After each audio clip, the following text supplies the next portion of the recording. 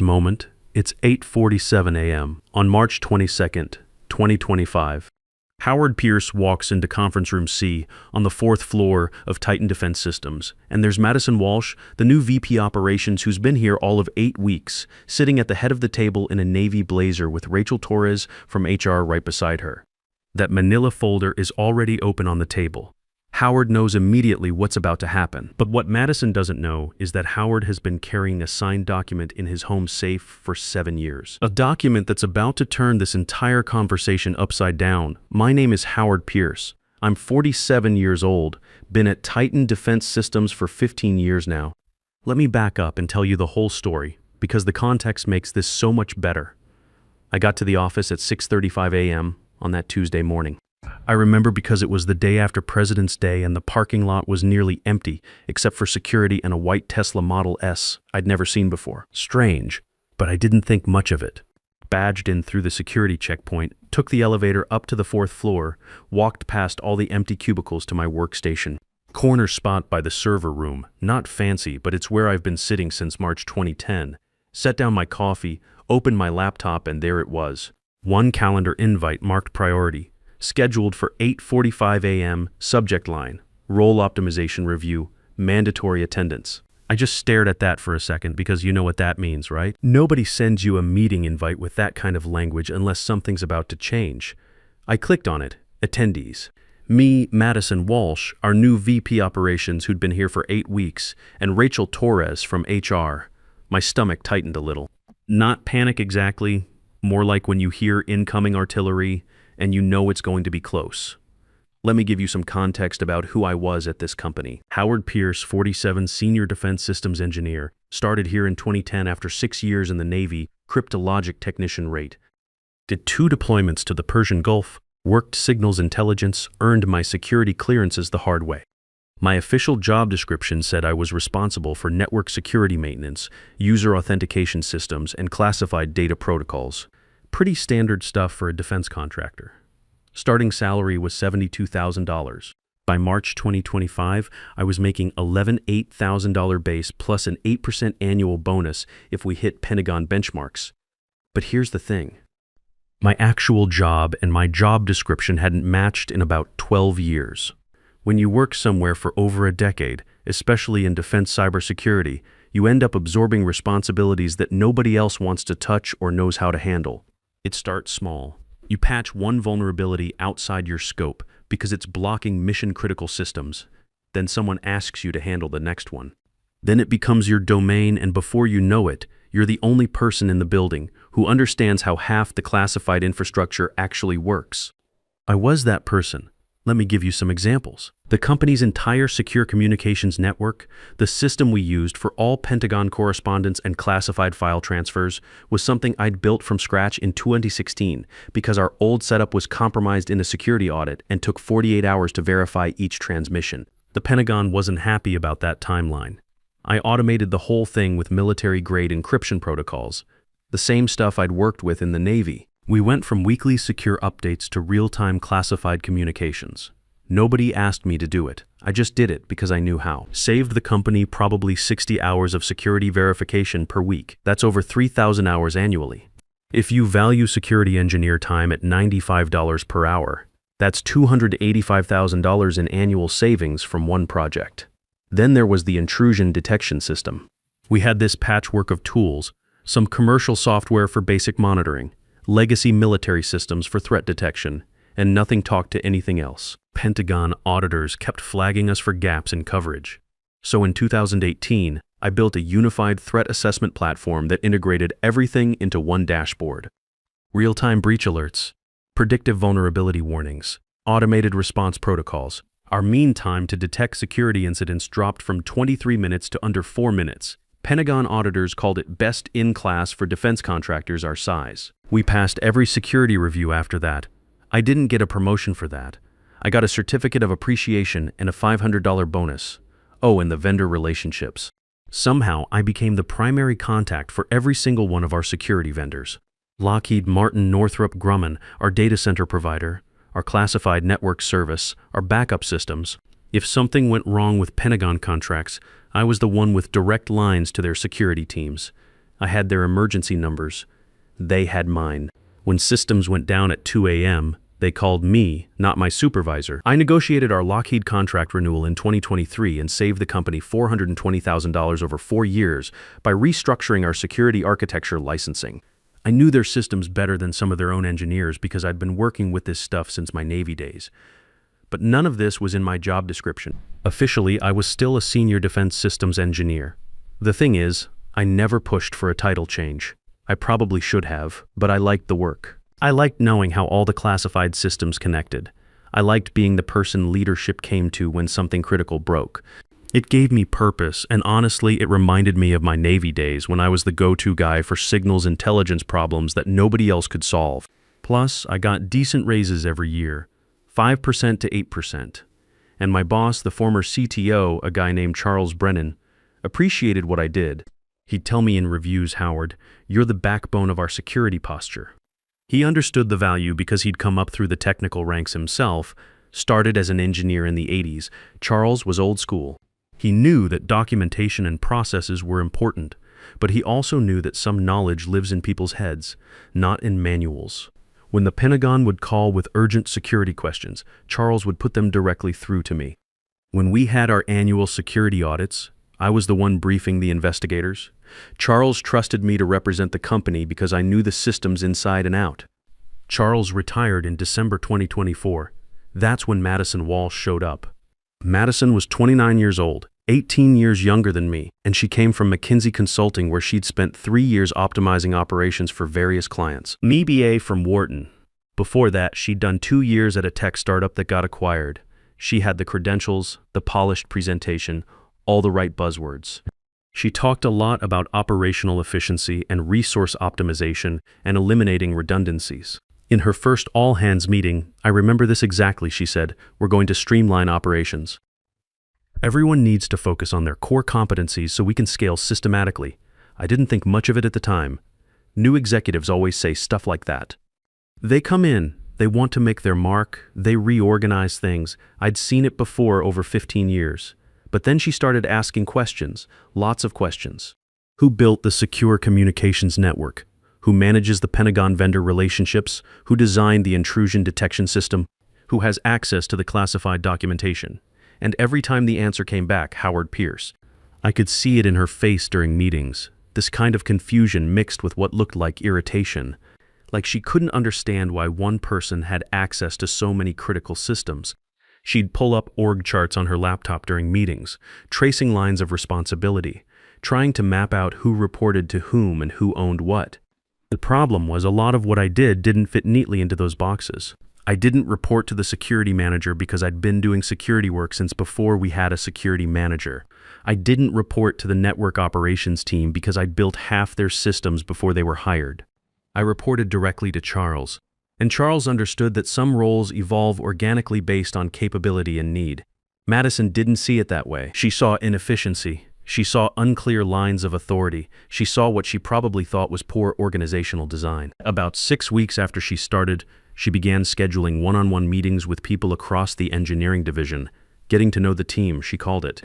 When my turn came, she spent most of the hour asking me to explain exactly what I did day to day. I walked her through the systems I maintained, the vendor relationships I managed, the security protocols I'd developed.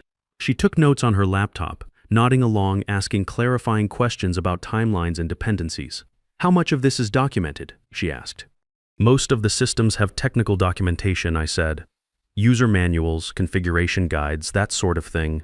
But if you weren't here tomorrow, could someone else step in and manage these relationships, handle the Pentagon communications, maintain the security systems?" It was a fair question, actually. "It would take time," I said. "There's institutional knowledge involved. Relationships with vendor contacts, understanding of how our specific implementations work, knowledge of the Pentagon's requirements and preferences. But yes, someone could learn it." She made more notes. "How long do you think that transition would take for someone with the right background and security clearance?" "Maybe 6 months to get up to speed on the critical systems. A year to really master everything." She nodded. "That's a significant dependency risk. Looking back, I should have seen where this was heading, but at the time I thought she was just doing due diligence, trying to understand the business she'd inherited. 2 weeks later, she announced that she was hiring a security manager, someone to centralize security operations and reduce single points of failure. The job posting went up on our company website. I saw it when Paul Hansen, one of our senior engineers, forwarded it to me with a message. Looks like they're building out your team. Except that's not what was happening. What was happening was they were building my replacement. The security manager they hired was Melanie Wright, 31 years old, good credentials from a cybersecurity consulting firm, solid technical background. Nothing wrong with her professionally. The problem wasn't Melanie. The problem was what Madison planned to do with her. So March 22nd, 8:45 a.m., conference room C. I walked in and Madison was already there, sitting at the head of the table in that navy blazer and gray slacks. Rachel from HR was next to her with a laptop and the manila folder. They both smiled when I came in, professional smiles that don't reach the eyes. "Howard, thanks for coming," Madison said. "Have a seat." I sat down across from them, set my coffee on the table. "What's this about?" Rachel opened the folder and slid a document across to me. "We're conducting a comprehensive role assessment across the security division," she said. "Making sure everyone's responsibilities align with their position descriptions and clearance levels." I looked at the document. It was my job description from 2010. The one that said network security maintenance, user authentication systems, classified data protocols. Nothing about the secure communications network I'd built. Nothing about vendor relationships. Nothing about the systems that had become my specialty over 15 years. Madison leaned forward. "Howard, you've been here a long time. You're clearly a valuable team member. But as we've been analyzing workflow distribution, we've noticed that you've assumed ownership of several systems that should really be managed by our security architecture team or escalated to engineering leadership." I just looked at her. The Secure Communications Network, Pentagon Vendor Coordination, Intrusion Detection Platform, those should be owned by our new security manager, Melanie Wright. She starts next month. Vendor relationships will report directly to me. You'll transition everything over the next 3 weeks. I felt this strange calm settle over me. Not anger, not panic, just clarity. Like when you're in a firefight and everything suddenly becomes very simple and focused. "So you want me to stop managing the systems I built? We want you to focus on what you were hired to do," Madison said. She smiled again. "Stick to your job description. You'll still have important work, network maintenance, user authentication, data protocols. That's critical infrastructure." Rachel nodded. "This isn't a demotion. Your title and salary remain unchanged. We're just realigning responsibilities for operational efficiency." I looked at both of them for a long moment. Then I said, "Okay." Madison blinked. "Okay, yeah," I said. "If you want me to stick to my job description, I'll stick to my job description." "Great," Rachel said. She looked relieved. "We'll coordinate the transition plan with Melanie once she's onboarded." I stood up, grabbed my coffee, and walked out. Here's what they didn't know, what nobody except Charles Brennan knew, because he was the one who'd arranged it. Back in 2018, when I'd built the Secure Communications Network and the intrusion detection system and basically redesigned half our classified infrastructure, Charles had gone to the board and said, "We need to protect the company's investment in Howard's work. If he leaves, we lose our Pentagon contracts." See, Charles had been in the business long enough to know that people leave, and when they do, sometimes they take critical knowledge with them. He'd seen it happen at other defense contractors. A key engineer would quit or retire, and suddenly the company couldn't maintain systems that were essential to their government contracts. Months of delays while they tried to reverse engineer their own systems or bring in expensive consultants. So the board approved something called a Critical Systems Ownership Agreement. It was separate from my employment contract. A side agreement signed by me, Charles, and the board chair at the time, Stephanie Quinn. The agreement stated that if I left the company voluntarily or was terminated, I retained ownership of all proprietary security systems and classified infrastructure developed beyond standard employment duties. Specifically, the Secure Communications Network, the Intrusion Detection Platform, the Automated Compliance Reporting System I'd built in 2019, and 3 other major systems I'd developed. The company had a perpetual license to use them, but I owned the intellectual property, and here's the critical part. If the company wanted to transfer ownership of those systems to another employee or modify their security architecture, they had to get my written consent. And if I didn't give consent, the company had to either pay me fair market value for the IP, defined as no less than 4 times the estimated annual cost savings generated by the systems, or stop using them entirely. Charles had filed this with the corporate security records, classified under critical asset protection protocols. It wasn't in my personnel file. It wasn't in the standard contract database. When Charles retired, he'd given me a copy of the original agreement with a note that said, "Keep this secure. You earned it." I'd put it in my home safe next to my discharge papers and my security clearance documentation and hadn't thought about it in years. Until March 22nd, 2025, 8:45 a.m., when Madison Walsh told me to stick to my job description. I went back to my workstation, logged into my secure terminal, and did exactly what Madison asked. I stopped doing everything that wasn't in my job description. The secure communications network, not my problem. Melanie Wright would own it when she started in 3 weeks. Until then, well, it wasn't in my job description to maintain classified communications protocols. The intrusion detection system, same thing. Pentagon vendor relationships, those reported to Madison now. Lockheed issues, talk to Madison. Northrop Grumman configurations, Madison. Security clearance verifications, compliance reporting, threat assessment protocols, not in my job description. I updated my system access status to reflect only my official responsibilities, network maintenance, user authentication, and data protocol support. And I waited. It took 4 days. On Friday, March 26th, at 2:17 p.m., one of our senior engineers, Paul Hansen, messaged me on our secure chat system. "Howard, Secure Comms Network is showing authentication failures on the Pentagon link. Can you check it?" I looked at the message for a moment, then typed back, "That's not in my job description. You'll need to contact Madison or wait for Melanie to start." "What?" "Howard, we have a classified briefing with Defense Department at 4 p.m. If we can't establish secure connection, we'll miss the $45 million contract review." "I understand. You should escalate to Madison." He did. At 3:42 p.m., Madison called me. I let it ring twice before I answered. "Howard, what's happening with the Pentagon communications?" "I'm not sure," I said. "What's the issue?" "Paul says it's down and you won't help." "The secure network isn't part of my job description." "You said to stick to my job description." There was a pause. I could hear her breathing, probably trying to process what I was telling her. "Howard, I didn't mean." "We still need you to maintain critical systems until Melanie starts." "I am maintaining systems," I said. "I've processed 8 user authentication requests today, updated network security patches on 12 workstations, and verified data protocol compliance on 3 classified databases." That's what's in my job description. The Pentagon link is mission-critical infrastructure I built outside my standard duties. If you want me to maintain it, we should probably discuss updating my job description. Another pause. Longer this time? Fine. Can you just fix it today? "We'll sort out the details later. I'll take a look," I said. I didn't take a look. At 4 p.m., the Defense Department briefing was canceled due to communication security failure. At 5:23 p.m., I got an email from Diana Foster, VP Engineering. Subject line, Pentagon communications issue.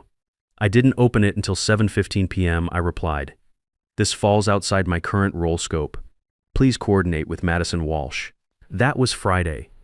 Over the weekend, I did some research on current market rates for security consultants and system architects. Just curiosity, you understand. On Monday, the intrusion detection system stopped sending threat alerts. Not because it broke, but because I'd configured it with a classified security certificate that renewed every 60 days, and the renewal was due March 29th. Normally, I just renew it, takes about 10 minutes with the right clearance and vendor contacts. But managing security certificates wasn't in my job description. At 10:34 a.m., one of our classified servers started showing unauthorized access attempts, not a successful breach, but probing activity that looks sophisticated. Potentially state-sponsored, the kind of thing our Pentagon contracts required us to report within 2 hours. This was exactly the kind of threat the intrusion detection system would catch and block automatically within 2 minutes. But the system wasn't monitoring because the certificate had expired. The breach attempt went undetected for 37 minutes. By the time someone noticed the server logs, we had to implement emergency lockdown protocols and notify Pentagon security. They sent investigators that afternoon. Our contract requires 99.8% security uptime and immediate threat reporting. We'd just blown through the quarterly error budget in under an hour, and we'd failed to report a potential security incident within the required timeframe. Madison sent me a message at 11:08 a.m. Why didn't the intrusion detection system alert us about the security breach? The system certificate expired. Renewals are handled through security architecture management, which reports to you now. You built the system. You didn't think to mention the certificate was expiring. I maintain a calendar of all security renewals, but that's not part of my job description. I assumed you'd established your own monitoring protocols when you took over security architecture management. She didn't respond for 3 hours. When she did, it was just, we need to talk. But by Tuesday, things were getting worse. Our Lockheed Martin contract renewal had stalled because the automated compliance reporting I'd set up wasn't running. See, Pentagon contracts require monthly compliance reports documenting our security posture, threat mitigation, and system integrity. I'd built a system that analyzed our security infrastructure every week and automatically generated these reports in the exact format the Pentagon required. Saved us about $28,000 monthly in external compliance consulting fees. But I'd turned it off on March 22nd because automated compliance reporting wasn't in my job description. Then Northrop Grumman sent a critical security advisory about a new threat vector targeting defense contractors. Standard procedure was for me to review it, assess our vulnerability, and implement necessary patches within 24 hours. Instead, I forwarded it to Madison with a note. This is a vendor relationship issue. Please coordinate with appropriate personnel. Madison didn't know what a threat vector was. She forwarded it to Diana Foster. Diana forwarded it to Paul Hansen. Paul looked at it, realized it required deep knowledge of our security architecture, and forwarded it back to Madison asking if I could handle it. I replied, "This falls outside my job description. Please coordinate with Madison Walsh." The advisory didn't get implemented.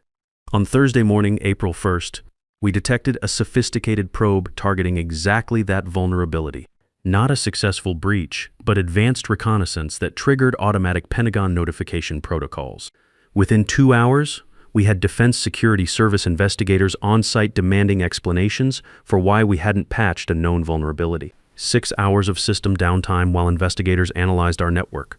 23 government clients unable to access classified data, $180,000 in contract penalties.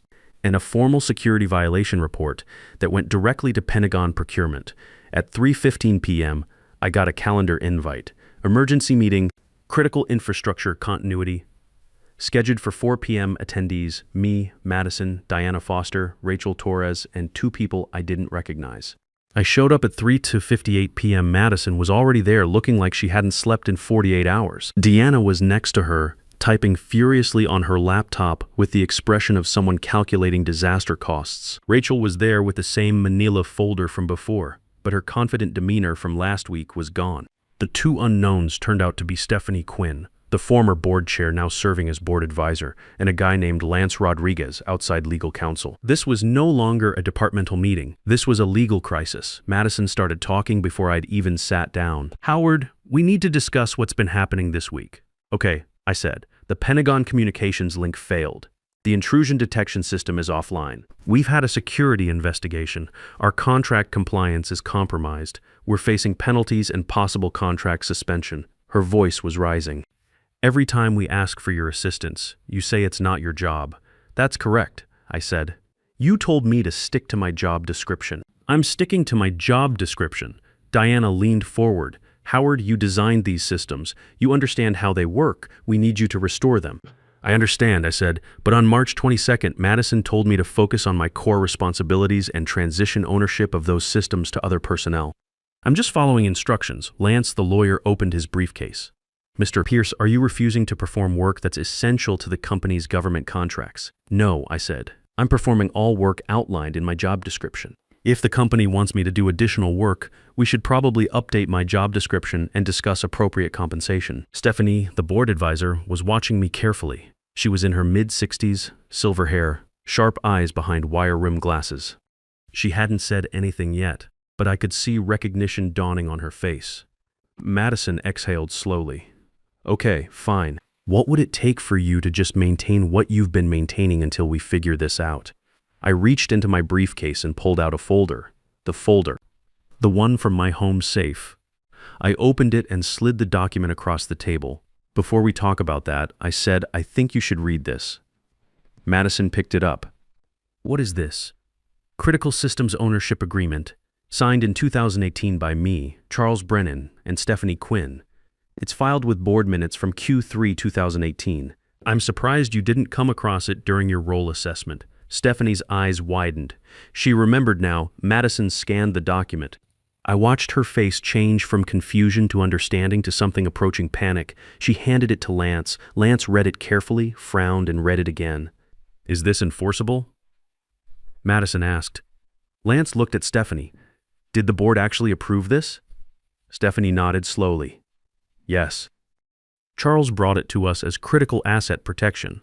Howard had built several classified systems independently, and we were concerned about key personnel dependency. The agreement was designed to incentivize retention while protecting intellectual property. So he owns the systems. Madison's voice cracked slightly. He built them outside his standard duties, Stephanie said. The company retained perpetual license to use the systems, but ownership of the intellectual property remained with Howard. Lance set the document down. According to this, if the company wants to transfer ownership or materially modify the systems without Mr. Pierce's consent, he can either demand fair market value, defined as 4 times the annual cost savings, or revoke the license entirely. The room went dead silent. Madison stared at me. You're saying we can't use the systems you built unless you give permission, or unless you compensate me according to the agreement terms, I said. That's what it says. Diana had gone pale. Howard, the Secure Communications Network alone handles all our Pentagon correspondence. If we lose that, we're back to manual verification protocols. That's hundreds of hours monthly. I know, I said. I built it. How much? Madison asked. Her voice was barely above a whisper. How much do you want? I'd done the math carefully over the weekend. The Secure Communications Network saved approximately 3,000 hours annually in verification time, at an average security engineer rate of $95 per hour. That's $285,000 yearly. 4 times that $1,140,000. The intrusion detection system prevented an estimated $180,000 annually in security incident costs and penalties. 4 times that $720,000. The compliance reporting system eliminated $336,000 annually in external consulting fees. 4 times that $1,344,000. Total $3,204,000. But I wasn't trying to bankrupt the company. I just wanted fair compensation and respect for what I'd built. I'll transfer full ownership of the Secure Communications Network, intrusion detection platform, and compliance reporting system for $1.22 million, I said. Paid over 18 months. Plus, I want my role reclassified to principal security architect, reporting directly to Diana, at a salary of $155,000 base with 12% annual bonus. And I want written authority over all security architecture decisions affecting systems I've built. Madison looked like she might be sick. Lance looked at Stephanie. Stephanie looked at me with something that might have been respect. That's fair market value, Stephanie said quietly. Possibly under market considering replacement costs and contract risks. We could build new systems, Madison said weakly. You could, I agreed. How long do you think that would take? 8 months? A year? What happens to the $45 million Pentagon renewal in the meantime? What happens to your other classified contracts? Diana closed her eyes. We have security guarantees with 18 government clients. If we can't maintain classified communications or threat monitoring, we're in breach of contract. We could lose $62 million in annual revenue. Lance tapped the agreement. Mr. Pierce isn't asking for anything outside the contract terms. The board signed it. It's legally binding. Stephanie stood up. I need to make some calls. We'll reconvene tomorrow at 9 a.m. Howard. Can you maintain critical systems for 24 hours while we resolve this? If I'm compensated for work outside my job description. Yes, $200 per hour, consulting rate, effective immediately. They met the next morning without me. Stephanie called an emergency board session and presented 2 options. Pay me according to the agreement terms or lose the systems and spend months rebuilding while hemorrhaging government contracts. The board voted unanimously to accept my terms. At 1:23 p.m., I got the official offer.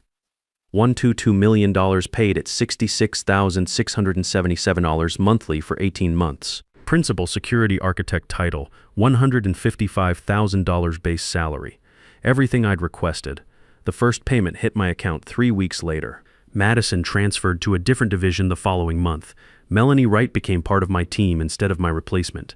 Today, 2 years later, I'm still here. The company was acquired last year. and my stock options were worth $78,000. The $1.2 million finished paying out last month. I put most of it toward retirement and bought a small place in the mountains. Looking back, I learned something important. Most companies don't understand what actually keeps them running. They see processes and org charts, but they miss the institutional knowledge that makes everything work. Madison wasn't malicious. She was inexperienced and didn't take time to understand what she was changing. She saw inefficiency where there was actually expertise. I didn't set out to cause her problems. I just did exactly what she asked, stuck to my job description. Sometimes that's all it takes to show people what really matters. The invisible work that keeps companies running isn't found in job descriptions. It's built by people who care enough to go beyond what's written on paper. And smart leaders protect that knowledge instead of trying to reorganize it away. When someone tells you to stick to your job description, sometimes the best response is to do exactly that, because nothing reveals the true value of expertise quite like its sudden absence.